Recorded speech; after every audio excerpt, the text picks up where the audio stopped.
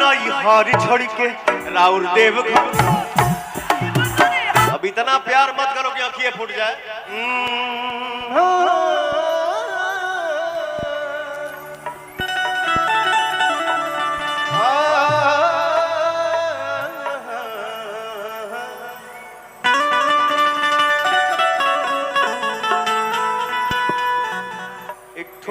बहुत पहले हम मीठा सॉन्ग बाबा के भजन गौले रहले जे कि आप सब बहुत सारा आशीर्वाद दिला जा, प्यार दिला जा। पार्वती जी कहतारी कवि के भाव बा कि बरसे सावन के पानी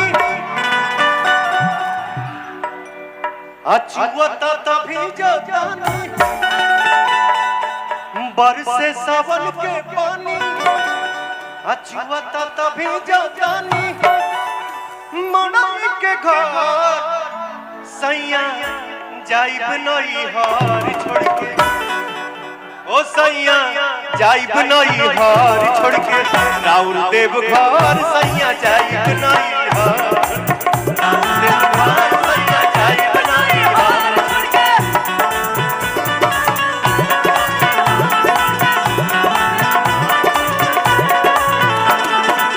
बरसे सावन के पानी जुआता तभी जतानी, बरसे सावन के पानी जुआता तभी जतानी, मनाई के घर सैया जाइब नई हार छोड़ के राउर देव घर। जेकर हमनी के भजन गावत आनी जा, जब वह तांडव कर चुकल बाड़े, वो नृत्य कर चुकल बाड़े, तो हम आप थोड़ा हिल लिए तो कौन सा गुनाह हो गया? का हो भैया? हे सैया, हे सैया, हे सैया जाइब नई हार छोड़ के राउर देव घर।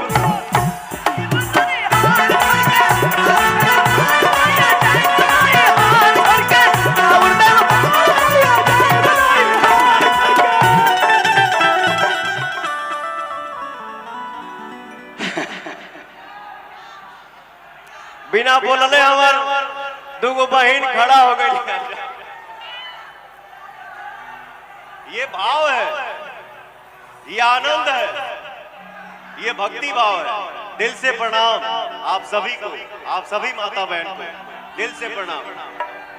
बरसे सावन के पानी चुआता भीजा तानी, मड़ई के घर सैया जाइब नई हार छोड़ के राउर देव घर।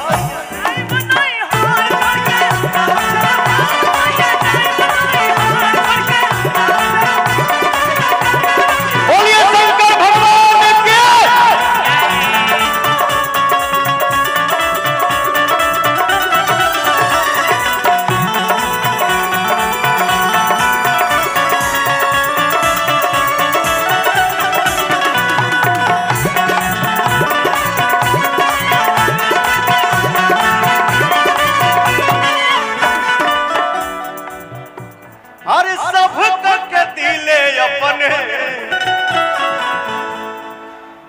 अरे सब के दिले अपने बनली भिखारी,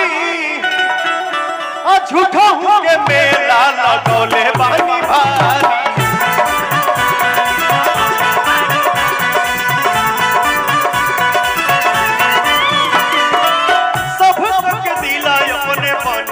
भिखारी झूठा के मेला लगौले बानी भारी।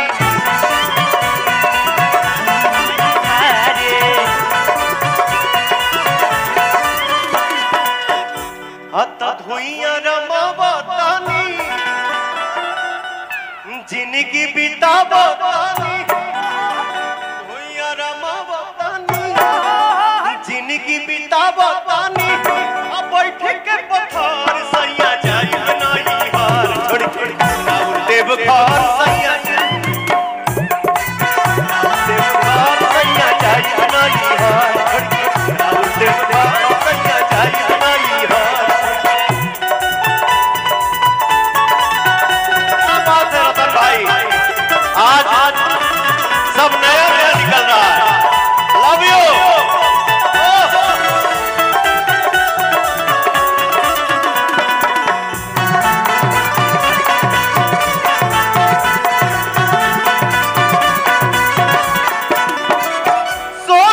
घर सारा दान कोई दीहानी अपन तभे से रउआ जोगी के धाईनी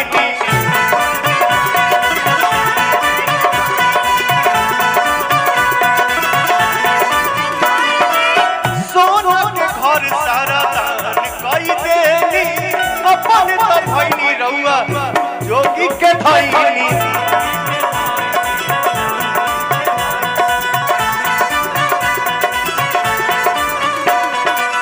पीले भाव गाजा पाइले कौन मजा ए सैया होवे ये जोहर सैया जाइब नई हार छोड़ के ए राजा जाइब नई हार छोड़ के राउर देव घर सैया जाइब नई हार छोड़ के राउर देव घर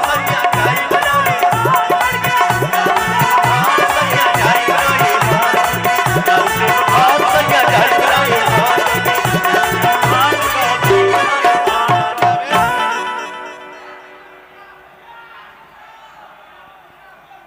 अब इतना प्यार मत करो कि आंखें फूट जाए।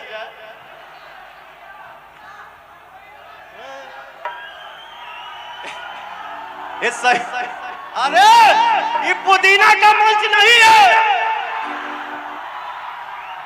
हम लोग धाम में खड़े हैं, भक्ति भाव में हैं, हम सब कांवरिया बन के आज यहाँ आए हुए हैं दर्शन करने के लिए। भजन भाव में रहो। ए सैया हार छोड़ के राउर देव घर सैया जाइब नई